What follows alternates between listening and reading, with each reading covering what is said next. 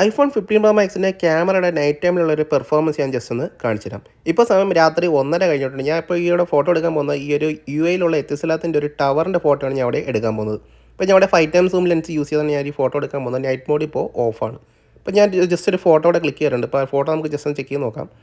അതുകൊണ്ട് നമുക്ക് തികച്ചും വെട്ടമില്ലാത്തതുകൊണ്ട് തന്നെ അത്യാവശ്യം വളരെ ഗ്രെയിനി ആയിട്ടുള്ള പിക്ചറാണ് നമുക്കിവിടെ ലഭിച്ചിരിക്കുന്നത്. നമുക്കത് യൂസബിൾ ആയിട്ടുള്ളൊരു പിക്ചർ അല്ല.